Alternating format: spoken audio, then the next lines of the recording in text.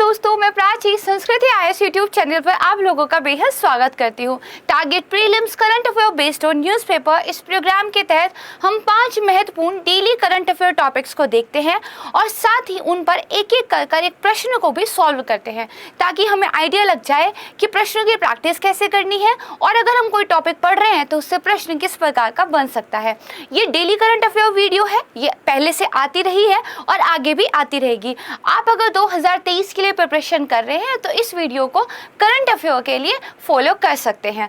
तो आइए शुरू करते हैं आज का वीडियो। उससे पहले एक ज़रूरी सूचना है आपके लिए। संस्कृति आईएएस की ओर से जीएस का फाउंडेशन बैच देखिए आरंभ किया जा रहा है, जो 20 जून से प्रारंभ होगा। क्लासेस की टाइमिंग शाम को 6:30 बजे होंगी। इस बैच के बारे में ज़्यादा जानकारी लेने के लिए फी स्ट्रक्चर क्या है, एडमिशन कैसे लेना है, एक नंबर स्क्रीन पर दिया गया है, इस पर आप कॉल कर सकते हैं। आप हमारी संस्कृति आईएएस की वेबसाइट को भी विजिट कर सकते हैं।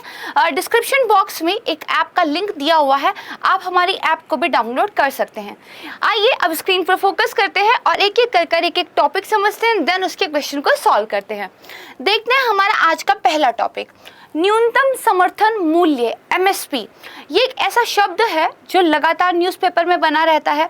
हम इसको अपने दिन प्रतिदिन में सुनते हैं और ये हमारे सिलेबस का भी एक महत्वपूर्ण पार्ट है।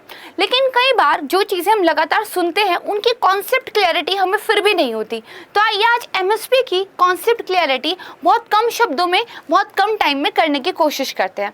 हम इसको क्यों पढ़ रहे हैं? क्योंकि देखिए बुआई से पहले जो खरीफ फसलें हैं उनका एमएसपी रिवील कर दिया गया है, राइट। तो देखिए मिनिमम सपोर्ट प्राइस, इसको लेकर न्यूज़ आई हुई थी, ठीक है। अब देखिए एमएसपी क्यों, पहले बात तो यह है कि एमएसपी का उद्देश्य क्या है, क्यों इसको घोषित किया जाता है। तो नाम से आइए डेराइव करते हैं। क्या लिखा है? न्यूनतम। क्या लिखा है? समर्थन। और मूल्य यानी कि मिनिमम, ठीक है, किसी चीज़ को सपोर्ट करने के लिए एक प्राइस, ठीक है। तो मान लीजिए फसलें हैं, फसलों की बहुत बम्पर पैदावार हो गई है, इतनी ज़्यादा बम्पर पैदावार हो गई है कि मार्केट में प्राइस क्रैश कर गए हैं। अब एक किसान जिसने इतनी मेहनत से अपने खेतों में अपना खून पसीना देकर उस फसल को बोया था, उसको उगाया था और उसको एक परिपक्व जो है बनाया था, अब वो उसको मार्केट में लेकर आया है और प्राइस क्रैश होने की वजह से उसको अपनी मेहनत के पैसे ही वसूलना हो, तो इससे दुखद बात तो कोई नहीं होगी। क्योंकि आफ्टर ऑल हम क्या है, एक कृषि आप कह सकते हैं मुख्य प्रधान वाली अर्थव्यवस्था है। हमारे देश की एक बहुत बड़ी आबादी कृषि पर आजीविका के लिए डिपेंड करती है। तो मतलब सरकार को चाहिए कि किसानों को इन जो प्राइस का जो क्रैश हो रहा है, यानी कि जो कीमतें बहुत तेजी से गिर रही हैं, इनसे आप कह सकते हैं सुरक्षित करने के लिए कोई इनिशिएटिव स्टार्ट करे, राइट। बहुत लंबा सेंटेंस हो गया, आसान करते हैं। कीमतों के गिरावट से किसानों को सुरक्षित करने के लिए सरकार अपनी तरफ से एक प्राइस अनाउंस कर देती है और उसका मतलब ये होता है कि आप किसान की उस फसल को जिसके लिए न्यूनतम समर्थन मूल्य घोषित किया गया है, महंगा तो खरीद सकते हैं लेकिन उस एमएसपी से नीचे नहीं खरीद सकते। जैसे मान लीजिए जो आपके चावल हैं उनका जो एमएसपी है वो 2100 पर क्विंटल घोषित कर दिया गया है, तो आप उनको 2200-2300 पे तो खरीद सकते हैं लेकिन 2000 पर क्विंटल पर नहीं खरीद सकते। अब देखिए भाई, मार्केट तो कह भी सकता है कि भाई 2000 पे ही हम लेंगे, हमें 2100 पे नहीं लेना है, मना कर सकते हैं। तो अब किसान को वो 2100 रुपये मिले, ये बात सुनिश्चित कैसे होगी? भाई एमएसपी का मतलब तो तब हुआ जब एक्चुअली में उस मूल्य पर फसल खरीद ली जाए, लेकिन मार्केट तो मना कर सकता है ना कि हमें नहीं चाहिए। तो सरकार ने ये कहा है कि अगर आपकी फसल मार्केट में इस प्राइस से नीचे बिकी या फिर ये प्राइस आपको कोई देने को तैयार नहीं है, तो हम आपसे वो सारी की सारी फसल एमएसपी पर खरीद लेंगे। और इस तरीके से जो गवर्नमेंट है वो किसानों को एक सपोर्ट जो है सुनिश्चित करती है। ये पूरा का पूरा एक एमएसपी का प्रोसीजर है जो कि आप समझते भी होंगे, राइट। तो क्या कह रहा है कि जो कृषि उत्पादक होते हैं उनको सुरक्षित रखने के लिए एक मार्केट इंटरवेंशन का रूप है। मार्केट इंटरवेंशन मतलब बाजार में एक तरीके से आप क्या कर रहे हैं, हस्तक्षेप कर रहे हैं। ठीक है, मार्केट में आप किसानों को सुरक्षा देने के लिए हस्तक्षेप कर रहे हैं और जो डिमांड और सप्लाई की वजह से रेट निर्धारित होते थे वो वैसे ना होने देकर आपने एमएसपी घोषित कर जो है निर्धारित किए हैं। ठीक है, इतनी बात समझ गए। फिर ये क्या कह रहा है कि कई बार बम्पर उत्पादन जब हो जाता है तो फिर फसलों के रेट को सुरक्षित करने के लिए सरकार इस जो कीमत को है निर्धारित कर देती है। ठीक है, अब ये क्या कह रहा है, कृषि मूल्य नीति का ये अभिन्न अंग है। हमारे यहाँ जो एग्रीकल्चर को लेकर एक प्राइस पॉलिसी है उसका ये अभिन्न अंग है। ठीक है, और किसानों को जो समर्थन मूल्य और उपभोक्ता को एक वहनीय मूल्य सुनिश्चित करने का प्रयास करता है। न सिर्फ किसानों को समर्थन दिया जाता है बल्कि इसको इस तरीके से रखा जाता है कि जो कंज्यूमर हैं जब वो उन चीज़ों को खरीदें तो उनको भी वो ठीक ठाक रेट पर मिले, बहुत महंगे ना मिले। भाई ऐसा ना हो एमएसपी को 5,000 क्विंटल राइस पर जो है घोषित कर दिया है, अब बेचारे उपभोक्ता उसको कैसे खरीदेंगे। तो उपभोक्ताओं के भी हित और किसानों के भी हित के बीच में बैलेंस बनाते हुए गवर्नमेंट इसको घोषित करती है। ठीक बात। फिर क्या कह रहा है, न्यूनतम समर्थन मूल्य की घोषणा किसके द्वारा की जाती है। तो पहला वर्ड देखिए, भारत सरकार द्वारा, यानी कि फाइनल से जो होता है एमएसपी पे वो गवर्नमेंट ऑफ इंडिया का होता है, राइट। लेकिन गवर्नमेंट ऑफ इंडिया को कोई सिफारिश करता है जिसके बेस पर वो एमएसपी घोषित करते हैं, वो कौन है, तो वो है कृषि लागत व मूल्य आयोग। ठीक है, तो इसकी अनुशंसाओं के आधार पर कुछ विशेष फसलों के लिए, हर किसी के लिए नहीं, बुआई सीजन से पहले आरंभ में ही कर दी जाती है।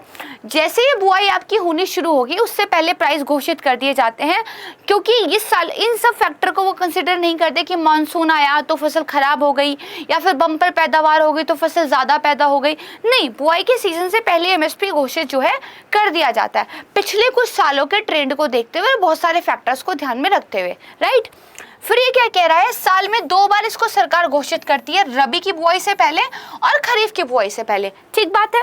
फिर ये कह रहा है, इस मूल्य पर सरकार अनाज को खरीदती है और किसको दे देती है, भारतीय खाद्य निगम फूड कॉर्पोरेशन ऑफ इंडिया को दे देती है।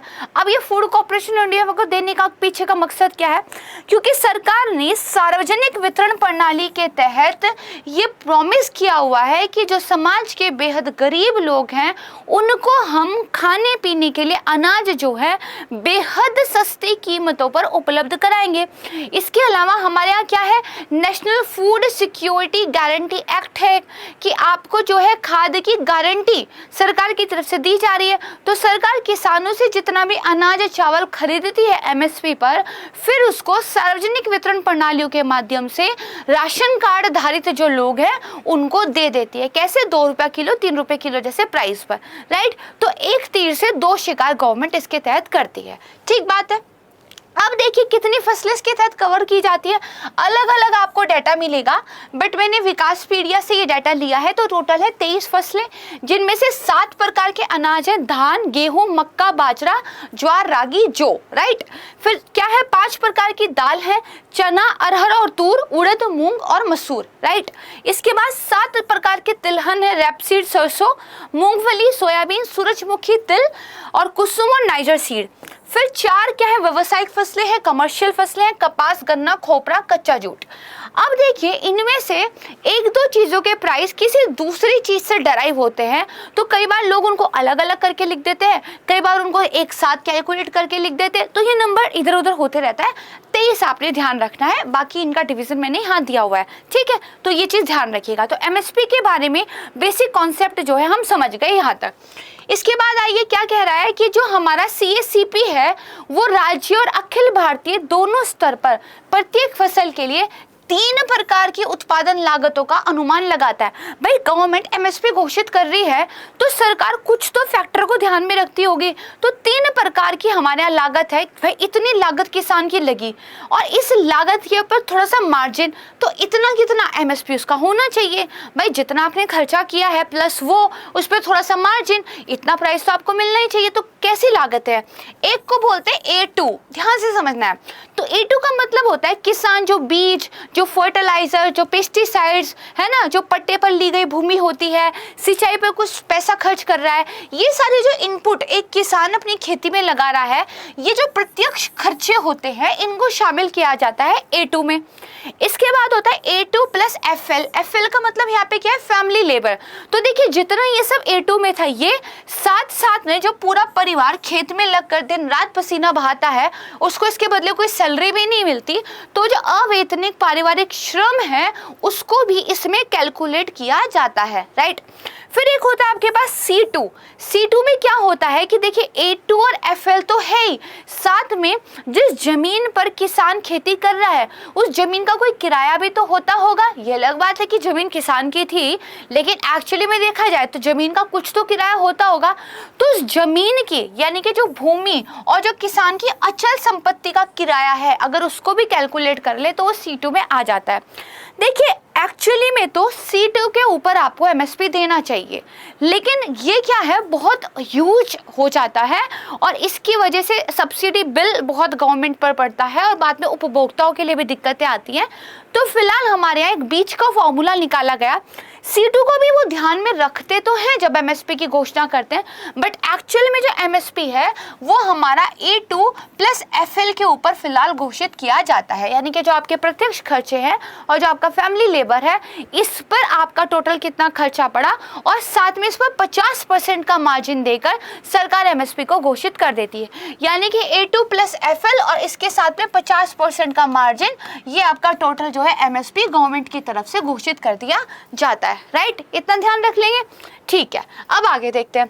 अब मैंने आपको बताया कि गवर्नमेंट क्या है, रबी और खरीफ की फसलों पर जो है MSP घोषित करती है। तो भाई ये फसलें हैं क्या, तो देखिए जो क्लासिफिकेशन ऑफ क्रॉप्स है, किस सीजन में उनको बोया जाता है, इसके आधार पर 3 प्रकार से है। पहला है खरीफ की फसलें, जिनको मानसून की फसलें भी कहते हैं। इनको जून में बोया जाता है और अक्टूबर में इनको हार्वेस्ट कर लिया जाता है।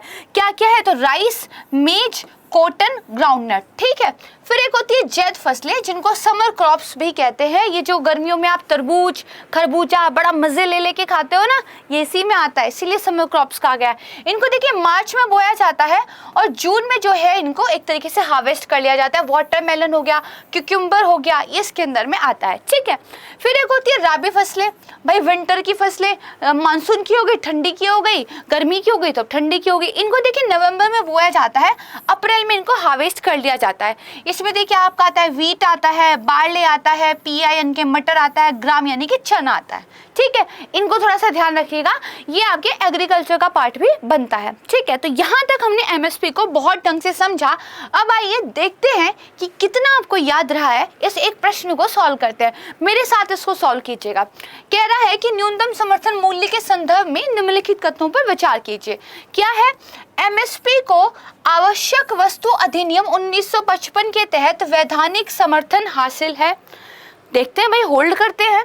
फिर कह रहा है MSP के द्वारा कुछ फसलों के उत्पादन को प्रोत्साहित करना भी सरकार का एक और नीतिगत उद्देश्य है, ठीक है। देखते हैं। फिर कह रहा है स्वामीनाथन समिति की सिफारिशों के अनुसार सरकार द्वारा न्यूनतम समर्थन मूल्य का निर्धारण C2 के 1.5 गुना पर की जाती है।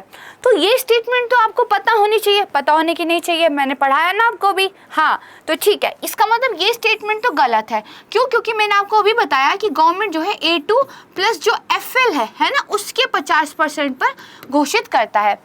अब दूसरी स्टेटमेंट आ जाइए कि भैया कुछ फसलों के उत्पादन को प्रोत्साहित करना, ये भी सरकार की एक पॉलिसी का पार्ट है।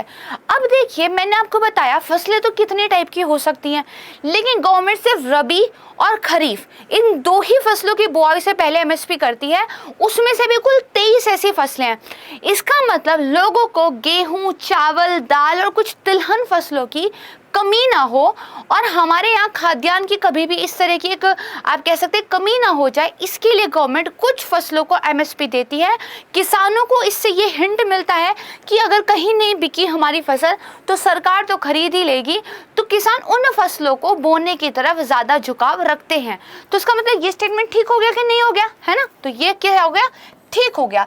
अब ये कह रहा है कि MSP को एक एक्ट है, उसके तहत वैधानिक समर्थन हासिल है। एक्ट के बारे में मान लीजिए 0 नॉलेज है, यहाँ पर आ जाइए, वैधानिक समर्थन का मतलब कानूनी रूप से कुछ बैकिंग दी गई है एमएसपी को। तो देखिए अभी याद कीजिए जब 3 सरकारी बिल आए थे एग्रीकल्चर रिफॉर्म्स को लेकर, उन पे बड़ा बवाल मचा था और उस टाइम पे किसानों की एक मांग ये भी थी कि एमएसपी को लीगल बैकिंग दी जाए, एमएसपी के लिए एक एक्ट पारित किया जाए। अगर आपको इतना भी याद है तो इसका मतलब ये आपको पता होना चाहिए एमएसपी को आप कह सकते हैं कोई भी किसी भी एक्ट के द्वारा कानूनी मान्यता नहीं मिली हुई है, राइट। ये बस सरकार करती है तो इसलिए हो रहा है, सरकार बाध्य नहीं है इसको करने के लिए, क्योंकि कोई एक्ट ऐसा नहीं है जो सरकार को इसके लिए बाध्य करता हो। तो एक्ट का नाम चाहे कुछ भी हो, वैधानिक समर्थन हासिल ही नहीं है, इसीलिए ये स्टेटमेंट भी क्या है हमारा गलत हो जाता है। अब ये कह रहा है उपयुक्त कथनों में से कौन सा सही है। तो देखिए पहला और तीसरा तो गलत है, तो ये मतलब गलत हो जाएगा, ये भी गलत हो जाएगा, ये भी गलत हो जाएगा, केवल 2, यानी कि हमारा केवल 2 सही है, ये हमारा आंसर हो जाएगा, राइट। अब चलते हैं नेक्स्ट टॉपिक की तरफ। क्या है? मौद्रिक नीति समिति एमपीसी। देखिए आरबीआई ने फिर से जो है बढ़ती हुई इन्फ्लेशन को टेम करने के लिए जो अपने रेपो रेट है उसको बढ़ा दिया है, और ये जो बढ़ाया है ये मॉनेटरी पॉलिसी कमेटी के द्वारा निर्णय लिया गया है, तो हमें इसके बारे में पता होना चाहिए। तो देखिए आरबीआई की मौद्रिक नीति में नीति समिति की बैठक में रेपो दर को 50 आधार अंक की बढ़ोतरी के द्वारा बढ़ा दिया गया। अब ये कितना हो गया? 4.9% हो गया है, ठीक है। देखिए वो नीति जिसके द्वारा किसी भी देश का मुद्रा प्राधिकारी मुद्रा की आपूर्ति का नियमन करता है, मार्केट में कितनी मनी होगी इस चीज को रेगुलेट करता है, उसको मौद्रिक नीति कहते हैं, मॉनेटरी पॉलिसी कहते हैं। हमारे यहाँ ये काम कौन करता है? रिजर्व बैंक ऑफ इंडिया करता है। और आरबीआई की मौद्रिक नीति का सबसे पहला उद्देश्य क्या है? तो है कि मूल्य स्थिरता को बनाए रखना है। भाई हमारे यहाँ चावल महंगा हो जाता है, प्याज महंगे हो जाते हैं, आलू महंगा हो जाता है, पेट्रोल महंगा हो जाता है, बहुत हाहाकार हो जाता है। तो हमारे यहाँ देखिए हम एक डेवलपिंग कंट्रीज हैं, बहुत सारी जनता हमारे यहाँ अभी भी बिलो पॉवर्टी लाइन रहती है, तो मूल्य स्थिरता हमारा सबसे प्राइमरी गोल रहता है, राइट। अब ये कह रहा है कि जो हमारी मौद्रिक नीति समिति थी इसने उस व्यवस्था को बदला जहां पर आरबीआई के जो गवर्नर थे वो अपनी आंतरिक टीम और तकनीकी सलाहकार समिति की सहायता और सलाह से मौद्रिक नीति निर्णयों पर पूर्ण नियंत्रण रखते थे। पहले क्या था भाई, जो आरबीआई के गवर्नर थे वो इन सब की हेल्प से कंप्लीट कंट्रोल रखते थे सारे डिसीजंस पर, बट जब एमपीसी आ गई तो ये व्यवस्था बदल गई। क्यों? क्योंकि अब जो हमारी पॉलिसी रेट होते हैं उनको डिसाइड करने का काम अब गवर्नर सिर्फ नहीं करेंगे बल्कि ये एमपीसी ये कमेटी करेगी, ठीक है। तो आइए इस कमेटी के बारे में देख लेते हैं।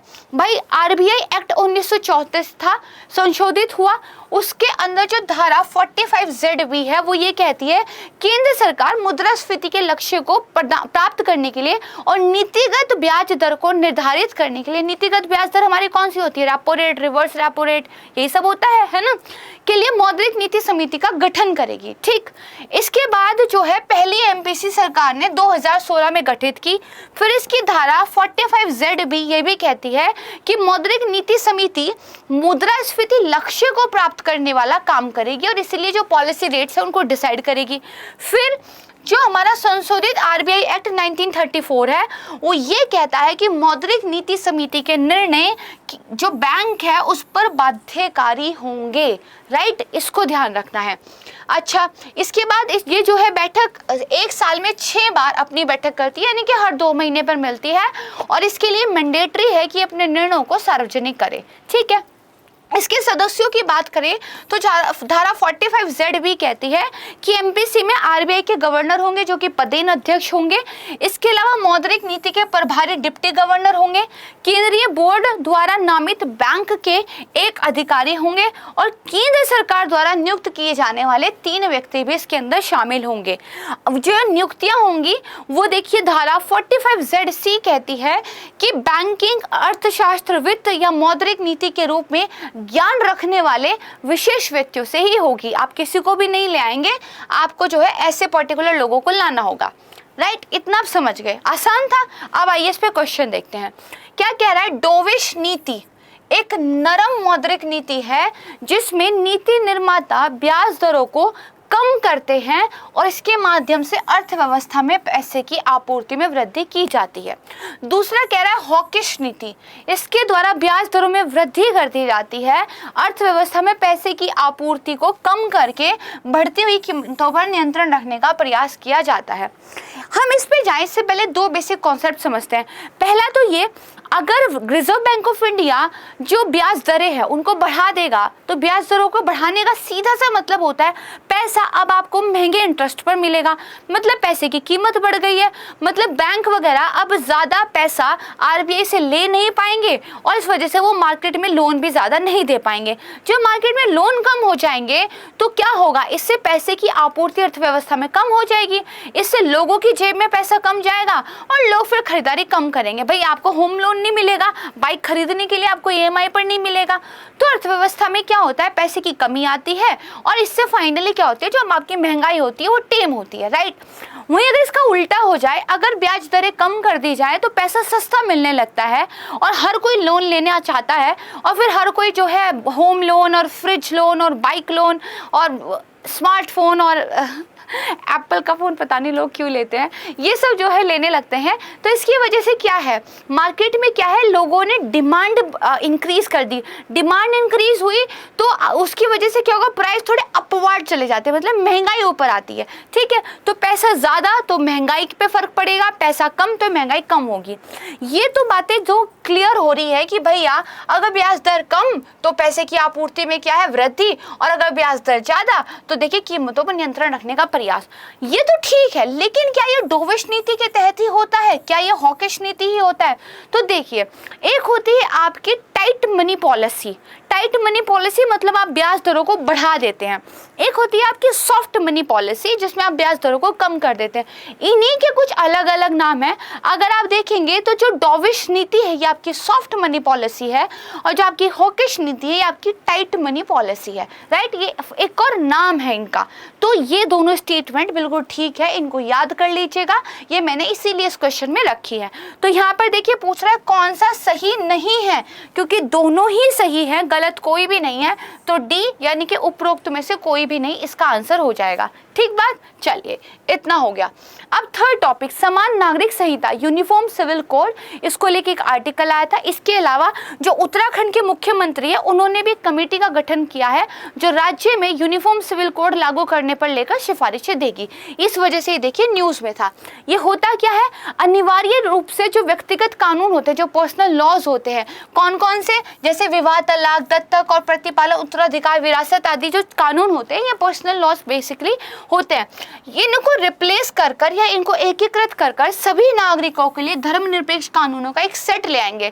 भाई जो मुस्लिम्स हैं वो मुस्लिम पर्सनल लॉ से जो है शासित होते हैं। हिंदू, हालांकि हिंदू के लिए एक सेकुलर लॉ है लेकिन उसके अंदर भी अलग अलग चीज़ों को लिए कई बार डिफरेंस है। ईसाइयों के अपने पर्सनल लॉज हैं। तो यूनिफॉर्म सिविल कोड क्या करेगा, इन सारे पर्सनल लॉज को एक साइड करेगा, एक सेकुलर लॉज का सेट बनाएगा और चाहे विवाह की बात हो, तलाक की बात हो, बच्चे को गोद लेने की बात हो या कुछ भी हो, वो सबके लिए समान होंगे और ये यूनिफॉर्म सिविल कोड के माध्यम से होगा, राइट, समझ गए। तो इसका मतलब वर्तमान में जो भारत के विभिन्न धार्मिक समुदाय हैं वो अपने अपने व्यक्तिगत कानूनों से शासित होते हैं, लेकिन जो समान नागरिक संहिता है वो इन सबको हटाकर एक समान कानून की वकालत करती है। क्या कॉन्स्टिट्यूशन में इसके बारे में कुछ कहा गया है? तो जी हाँ, अनुच्छेद 44 डीपीएसपी का उसने ये कहा था कि एक समान नागरिक संहिता होनी चाहिए और राज्य को इसको प्राप्त करने का प्रयास करना चाहिए, ठीक है। तो कॉन्स्टिट्यूशन में भी इस बात को कहा गया है। इसके अलावा क्या भारत में ये कहीं है या कहीं भी नहीं है? तो देखिए गोवा राज्य में है, 1961 से ही वहाँ पर देखिए समान नागरिक संहिता लागू कर दी गई थी। तो गोवा में देखिए यूसीसी अभी भी लागू है। फिर देखिए जो देश में हमारे यहाँ हिंदू हैं या मुसलमान है या ईसाई है वो आपस में भी किसी एक पर्सनल लॉ से शासित नहीं है। मतलब एक हिंदू की समाज के अंदर भी डाइवर्सिटी है, एक मुस्लिम समाज के अंदर भी डाइवर्सिटी है। ऐसा नहीं है कि वो एक ही पर्सनल लॉ को फॉलो करते हैं। जैसे मुसलमानों के बीच विवाह के पंजीकरण कानून जो है अलग जो है जगह अलग अलग है।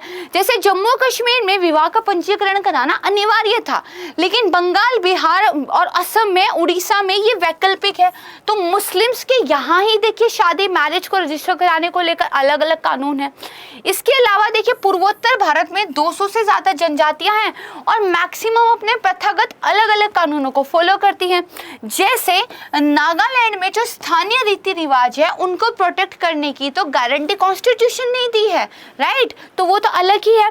यहाँ तक कि जो संशोधित हिंदू बिल है, ठीक है, उसका भी कोडिफिकेशन होने के बावजूद कुछ प्रथागत प्रथाएं ऐसी हैं जिनकी रक्षा ये कानून भी करता है। देखिए जो B.R. अम्बेडकर जी थे वो एक बहुत अच्छा कानून लेकर आना चाहते थे, लेकिन उस टाइम पर काफ़ी लोगों ने उनका विरोध किया, तो फाइनली उनको इस्तीफा देना पड़ गया और फिर उसके बाद उस अच्छे कानून के बहुत सारे अच्छे प्रोविजंस को डाइल्यूट कर दिया गया और फिर कुछ एक कानून आपके पास आया जिससे जो आज भी लागू है और जिसमें कुछ चीज़ें अभी भी ठीक नहीं हैं, ठीक है। तो इसके अलावा सुप्रीम कोर्ट क्या कहता है, तो सुप्रीम कोर्ट भी इंडिया के अंदर यूसीसी को लागू करने के लिए फेवर करते हैं और इसके लिए वो आर्टिकल 44 को बेस बनाते हैं, ठीक है।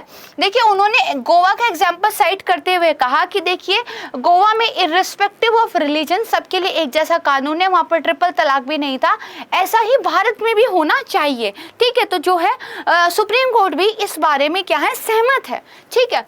अब देखिए भारत में जो आपराधिक कानून है, क्रिमिनल लॉज हैं, वो तो हर जगह समान है और सभी पर समान रूप से लागू होते हैं। अगर आपने मर्डर किया है, आप किसी भी धर्म के हो, भैया सजा तो आपको एक जैसी मिलेगी, ठीक बात। लेकिन जो हमारे यहाँ कुछ नागरिक कानून है, जो सिविल लॉज होते हैं, उसमें से बहुत सारे ऐसे हैं जो आस्था से प्रभावित होते हैं। वहीं जो पर्सनल कानून है ना, जो आपके क्या है, आपके जो निजी कानून है, पर्सनल कानून है, वो तो ऐसे हैं कि एक ग्रुप के सदस्यों पर ही वो लागू होते हैं, यानी कि उनके धर्म, जाति और विश्वास के आधार पर उनके रीति रिवाजों के अनुसार लागू होते हैं। मतलब there are 3 sets of laws, 1 is criminal, 2nd is personal, 3rd is civil. तीनों में बेसिक डिफरेंस आपको पता होना चाहिए, ठीक बात। तो इतना आप समझ गए, यही समझाने वाली चीज भी थी, क्योंकि यूनिफॉर्म सिविल कोड क्या है ये तो आप पहले से भी जानते होंगे। अब आइए इस पर एक प्रश्न देख लेते हैं। व्यक्तिगत कानून, शादी, तलाक, विरासत, संपत्ति पर अधिकार जैसे जो सामाजिक मुद्दे हैं, इनका उल्लेख राज्य सूची में किया गया है। पहली स्टेटमेंट है, व्यक्तिगत कानूनों की संख्या में वृद्धि को देखते हुए सरकार ने 1941 में हिंदू कानून को संहिताबद्ध करने के लिए भीमराव अंबेडकर समिति का गठन किया था, ठीक है। फिर कह रहा है व्यक्तिगत कानून पहली बार ब्रिटिश राज के दौरान बनाए गए थे, मुख्यतः किसके लिए, हिंदू और मुसलमानों के लिए। फिर कह रहा है अनुच्छेद 29 और अनुच्छेद 30 जो है वो अल्पसंख्यकों को अपनी संस्कृति, धार्मिक रीति रिवाज और मान्यताओं के अनुसरण करने का अधिकार देता है। एक एक कर बहुत ध्यान से स्टेटमेंट्स को फिर से देखते हैं। क्या कह रहा है, ये जो व्यक्तिगत कानून है इनका उल्लेख राज्य सूची में किया गया है। अब सोचिए अगर इन व्यक्तिगत कानूनों का उल्लेख राज्य सूची में किया गया होता तो ट्रिपल तलाक पर जो कानून केंद्र सरकार लेकर आई, जब देश आज़ाद हुआ उस टाइम पर हिंदू कोड बिल जो केंद्र सरकार लेकर आई वो कैसे हो गया, राइट। तो मतलब कहीं ना कहीं केंद्र का भी अधिकार उसके ऊपर है, तो इसका मतलब ये स्टेटमेंट क्या है, गलत हो जाती है। इसी तरह सोचिए चीज़ों को, ये मत देखिए कि यार मैंने तो रट्टा ही नहीं लगाया था कि राज्य सूची में आता है या कहाँ आता है। इसका फिर एग्जैक्ट आंसर क्या होगा, ये देखिए समवर्ती सूची में आता है, केंद्र और राज्य दोनों इस पर कानून बना सकते हैं, ठीक बात। तो पहली स्टेटमेंट गलत हो गई। फिर कह रहा है एक समिति बनाई गई थी, किसकी, भीमराव अंबेडकर समिति। आपको लगेगा हाँ बिल्कुल सही बात है, क्योंकि अंबेडकर जी का ही नाम आता है जब भी हम हिंदू कोड बिल की बात करते हैं। तो यहाँ पे भी देखिए आपको फंसाने की कोशिश की गई है, क्योंकि अंबेडकर जी का नाम आपने इतनी बार सुना है तो आपको लगेगा ये स्टेटमेंट ठीक है। एक्चुअली में BN राव समिति थी और उस BN राव समिति ने फिर अपनी सिफारिशें एक हाई लेवल कमेटी को दी थी, उस कमेटी के अध्यक्ष BR अम्बेडकर थे, ठीक है। तो ये जो 1941 वाली समिति है ये BN राव समिति थी, तो ये स्टेटमेंट भी गलत हो जाएगा। इसी तरीके से आपको फंसाने का ट्राई किया जाता है। फिर कह रहा है व्यक्तिगत कानून पहली बार ब्रिटिश राज के दौरान आए थे। अब आपको लग सकता है यार पता नहीं आए होंगे कि नहीं, तो देखिए ब्रिटिश ही तो थे जो कहते थे कि हमें धर्मों को संरक्षण देना है, आपस में एक खाई खोद देनी है और फिर इन लोगों को लड़वाना है। तो ब्रिटिशर्स ने ही क्या किया, दोनों पक्षों देशों को खुश रखने के लिए अलग अलग पर्सनल लॉज उनके बना दिए कि आप दोनों हैप्पी रहो, और उन्होंने कहा भाई धार्मिक मामलों में हस्तक्षेप नहीं करेंगे, और तब के बीज ये बोए हुए उनके आज तक कांटे बनकर हमें चुभ रहे हैं। ठीक है, तो ये स्टेटमेंट क्या है, ये ठीक बात है। और फिर ये तो आसान है कि 29(3) जो है अल्पसंख्यकों को ये अधिकार देता है, तो ये वाली स्टेटमेंट भी क्या है, ठीक है। ये क्या पूछ रहा है, कौन से कथन सही है, तो देखिए आपका केवल 3 और 4 ही सही है, तो इसका मतलब डी जो है आंसर हो जाएगा, पहला और दूसरा गलत है। राइट, चलिए समझ गए, अरे बहुत होशियार है आप। अब 4th टॉपिक, भारत और वियतनाम में लॉजिस्टिक समझौता देखिए साइन हुआ है। यहाँ पर देखिए आया था इंडिया और Vietnam sign mutual logistic agreement. तो देखिए भारत और वियतनाम ने दक्षिण पूर्व एशियाई राष्ट्रों में जो हमारे रक्षा मंत्री राजनाथ सिंह यात्रा पर गए हुए हैं, इस दौरान एक समझौता ज्ञापन, एक MOU साइन किया है। दोनों पक्षों ने सेनाओं की आपूर्ति और मरम्मत, जो सेना के आप कह सकते हैं युद्धपोत एयरक्राफ्ट वगैरह होते हैं, इनकी आपूर्ति और मरम्मत हो जाए, पुनः पूर्ति हो जाए ईंधन की, एक दूसरे के ठिकानों का इस्तेमाल करने की इजाजत देने के लिए समझौते को साइन किया है। यहाँ पर जो हमारे एयरक्राफ्ट वगैरह है वो एक दूसरे के बेस पर रुक सकेंगे, होल्ट और रिफ्यूलिंग जैसी सुविधाओं का लाभ उठा सकेंगे। यही लॉजिस्टिक समझौते का मतलब भी होता है कि भैया आपके देश के जहाज वगैरह कहीं दूर गए हैं, रास्ते में अगर वियतनाम पड़ जाए, उसके साथ हमारा समझौता साइन है, तो वहां पर रुक कर अपना खर्चा पानी कर सकते हैं और फिर थोड़ा रेस्ट कर जा सकते हैं, ईंधन वगैरह भरवा सकते हैं। ठीक बात। इसके अलावा देखिए दोनों देशों के रक्षा मंत्रियों ने 2030 की ओर भारत और वियतनाम रक्षा भागीदारी पर संयुक्त विजन स्टेटमेंट पर भी साइन किए हैं, और जो मौजूदा रक्षा सहयोग है इसको आगे बढ़ाएगा। ठीक बात है, आसान सी चीज है। अब ये चीज एक स्टेटमेंट है कि देखिए ये पहला ऐसा बड़ा समझौता है जो वियतनाम ने किसी देश के साथ किया है, यानी कि वियतनाम ने इंडिया के साथ फर्स्ट टाइम इस तरह का समझौता किया है, और ये उन्होंने बाकी किसी भी कंट्री से पहले भारत के साथ किया है। ठीक बात। फिर कह रहा है भारत ने 2016 में अमेरिका के साथ भी एक लॉजिस्टिक एक्सचेंज मेमोरेंडम एग्रीमेंट पर साइन किए थे। इसके अलावा सारे क्वाड देशों के साथ भारत का समझौता साइन है। फ्रांस, सिंगापुर, दक्षिण कोरिया सहित कई लॉजिस्टिक समझौतों पर भारत ने ऑलरेडी हस्ताक्षर कर रखे हैं। ठीक बात। इसके अलावा देखिए जो चीन की बढ़ती हुई ताकत है इस आप कह सकते हैं साउथ चाइना सी में या इंडो पैसिफिक रीजन में, इसको देखते हुए भारत ने बेसिकली इस तरह के डॉक्यूमेंट पर साइन किया वियतनाम के साथ मिलकर। और क्या डिसीजन हुआ है, राजनाथ सिंह ने ये कहा है हम आपको एक $500 मिलियन की रक्षा क्रेडिट लाइन भी देंगे और जल्दी इसको सहमति दे देंगे। ठीक बात, ये उन्होंने कुछ बोला है। अब इस पर एक प्रश्न देख लेते हैं, क्या कह रहा है, वियतनाम ने किसी देश के साथ पहली बार रसद समर्थन को लेकर समझौते पर साइन किया है। आपने अभी पढ़ा तो ये तो ठीक हो गया है ना, ये ठीक हो गया। फिर भारत ने सभी क्वाड देशों के साथ लॉजिस्टिक एक्सचेंज पर मेमोरेंडम ऑफ अंडरस्टैंडिंग पर साइन किए हुए हैं। ये भी हमने अभी पढ़ा कि सारी क्वाड कंट्रीज के साथ भारत का इस तरह का समझौता है, तो इसका मतलब ये भी स्टेटमेंट ठीक हो गया। अब ये पूछा है कौन सा सही नहीं है, तो नहीं है मतलब हमारे तो भाई दोनों सही हैं, तो इसका मतलब आंसर क्या हो जाएगा, डी हो जाएगा, उपरोक्त में से कोई भी नहीं। ठीक बात। अब आ जाते हैं अपने आज के लास्ट टॉपिक पर, प्रधानमंत्री गरीब कल्याण योजना।